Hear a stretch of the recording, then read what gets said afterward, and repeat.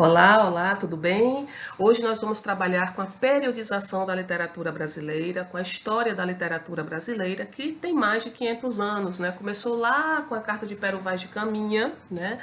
Essa carta vai descrever o Brasil, na época em que os portugueses chegaram aqui, a flora, a fauna, né? Tudo que existia aqui, inclusive agentes, como os portugueses chamavam. Então tudo começa lá com a Carta de Pero Vaz de Caminha, e a literatura ela vai ganhando ares, né, a depender do contexto histórico que predominava no período em que nascia uma escola literária. Então, a literatura brasileira está diretamente relacionada à história, toda a história do Brasil, né, os fatos históricos que aconteceram no Brasil. Então, essa relação entre literatura e história, vocês vão ver presente o tempo inteiro quando nós estivermos trabalhando as estéticas literárias. É importante vocês saberem o marco, né? O que marcou historicamente o aparecimento de uma dada estética, um dado movimento literário. A história da literatura brasileira tem duas eras, certo? É marcada aí por duas grandes eras. A primeira era chamada de colonial, em que vocês vão encontrar, né, que aliás vai de 1500, a época em que aparece o texto de Pero Vaz de Caminha, descrevendo a Nova Terra, até 1808, que é o século XIX, o marco, né, a data que marca a vinda da família real para o Brasil e, claro, aí o início do desenvolvimento de uma literatura um pouco mais avançada, né? Então, assim, houve, a partir de 1808, uma necessidade de se criar um movimento literário no Brasil, tá? Que vai se solidificando, né, até 1836, né, o período de transição 1808 a 1836, nós vamos ver a solidificação de uma literatura que tendia a ser nacional por buscar, né, uma identidade legitimamente brasileira, tá bom? Então, de 1808 a 1836, que é quando começa o romantismo no Brasil, nós vamos ver um período de transição. Até 1808, ainda, nós vamos encontrar uma literatura portuguesa no Brasil. Tá? Nós vamos encontrar uma literatura falando sobre o Brasil, uma literatura transplantada de Portugal para o Brasil e não uma literatura legitimamente brasileira, falando, né, de elementos da história do Brasil, né, dessa nacionalidade que nós vamos encontrar a partir do romantismo em 1836. Tá bom? Então, começamos a era colonial com o quinhentismo, que vai de 1500, né, até 1600, 1601, vai do período da escrita, né, da Carta de Pero Vaz de Caminha, né, uma crônica, um texto que ele envia para o rei Dom Manuel I de Portugal, falando da Nova Terra e da rota, inclusive, né, de todo o processo, que na verdade é a produção de um diário de bordo, que culmina, né, com toda aquela construção de uma carta enviada para o rei Dom Manuel. Nessa carta existia a descrição da rota de Portugal até o Brasil, e isso era algo absolutamente específico, que estava relacionado à história de Portugal, estava relacionado aos interesses de Portugal. Portanto, essa carta ficou na Torre do Tombo, lá em Portugal, durante anos.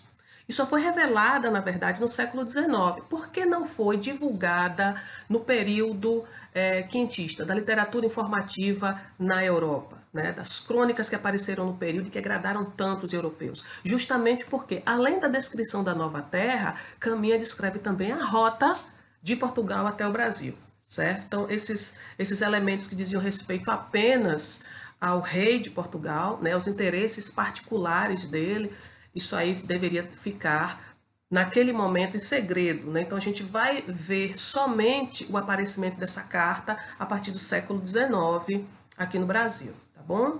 Tanto em Portugal quanto no Brasil. O seiscentismo barroco é iniciado em 1601, certo? Então, nós vamos encontrar a publicação de Prosopopeia, de Bento Teixeira, iniciando o barroco aqui no Brasil em 1601. Né, quando termina, né, aquela história da literatura informativa, né, de construções de crônicas ou publicações dessas crônicas que atendiam ao interesse de uma classe, né, leitora lá na Europa. Então, em 1601, aqui no Brasil, se publica a obra Prosopopeia de Bento Teixeira, dando início ao Barroco. Lá na Europa, o Barroco já tinha começado há algum tempo, tá? A gente vai ver isso depois. Em 1768, O barroco, na verdade, ele começa a dar espaço para uma outra estética literária que surgiu também em Portugal, chamada de arcadismo. Tá? Em 1768, Cláudio Manuel da Costa publica obras poéticas iniciando o arcadismo aqui no Brasil. E vai até 1808 essa estética. Claro que não termina em 1808, né? Ela perdura, né, com escritores ainda escrevendo, textos com características árcades. Até 1836 nós vamos encontrar essa mistura de textos ainda sendo publicadas, né, e divulgadas, tanto barrocos quanto textos também árcades, tá bom? Logo após 1808, nós vamos encontrar, como eu falei, esse período de transição, que vai até 1836, e a partir daí começa a Era Nacional. A independência do Brasil se deu em 1822, tá certo? Em 1836, nós vamos ver escritores brasileiros preocupados em trazer para o Brasil uma cultura que fosse notadamente nacional. E a literatura, as artes do período deveriam refletir essa necessidade, né, de um nacionalismo, de uma busca de uma cultura notadamente nacional. Então, em 1836, nós vamos encontrar a publicação de Suspiros Poéticos e Saudades, de Gonçalves de Magalhães, dando início à era nacional, né, da literatura nacional aqui no Brasil. Eu falo, coloquei aqui entre aspas, porque a literatura nacional propriamente dita, aquela que vai falar do Brasil de uma forma bem crítica, né, sem adjetivar, né, sem florear o que estava acontecendo no país, vai se dar a partir da Semana de Arte Moderna. Então, a literatura nacional ela não começa com o romantismo. No romantismo, nós vamos ver a nacionalidade, né, ou uma preocupação com o nacionalismo, mas o nacionalismo utópico, um nacionalismo de exaltação do país, certo? Da terra brasileira, da flora brasileira, justamente por conta de uma questão contextual. Existia uma necessidade naquela época de buscar elementos que pudessem representar o Brasil no exterior, né, na Europa, e que se criasse a partir daí, desses elementos, uma cultura que fosse notadamente brasileira, né, correndo, né, os escritores, os artistas do período, eles corriam dessa necessidade ainda de buscar a cultura europeia para representar o país, né? Então eles tinham um sentimento assim de pavor de tudo que vinha da Europa, né? Essa coisa da xenofobia, né, da lusofobia, melhor falando, né, da lusofobia, de pavor de tudo que vinha de Portugal, justamente, né, por conta desses interesses dos escritores e artistas brasileiros nesse período, por criar uma literatura notadamente brasileira. Então, o romantismo nasce nesse contexto aqui no Brasil. Vai de 1836 a 1881. Período em que Luiz de Azevedo publica O Mulato e Machado de Assis publica Memórias Póstumas de Brás Cubas, iniciando aí o realismo, naturalismo no Brasil.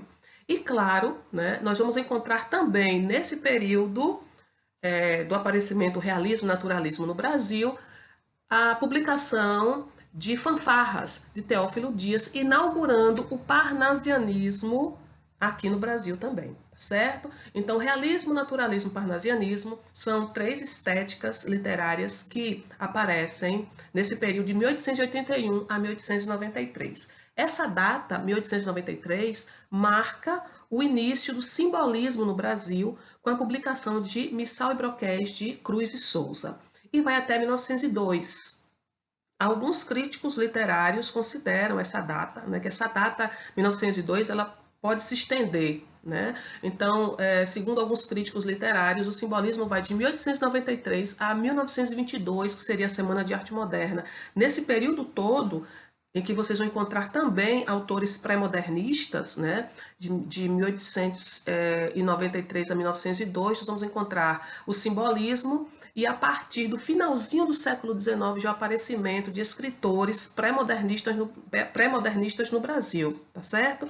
Então, 1902 vai marcar o início do pré-modernismo no Brasil, tá? Então, cronologicamente, nós temos 1893, inaugurando aí o simbolismo com a publicação das obras Missal e Broquéis, de Cruz e Souza, e em 1902 nós vamos ver a publicação de Os Sertões de Euclides da Cunha, inaugurando aí o pré-modernismo no Brasil, tá? Que é um período de transição entre essas estéticas consideradas pelos modernistas da primeira fase passadistas, tá? E o modernismo que vai surgir a partir de 1922 com a Semana de Arte Moderna. Então, em 1902 há o aparecimento aí do pré-modernismo, que é um movimento literário, não é estética nem escola literária, é um movimento de transição, né? Um movimento literário é inaugurado com a obra Os Sertões e nesse período também nós vamos ver Graça Aranha publicando a obra Canaã.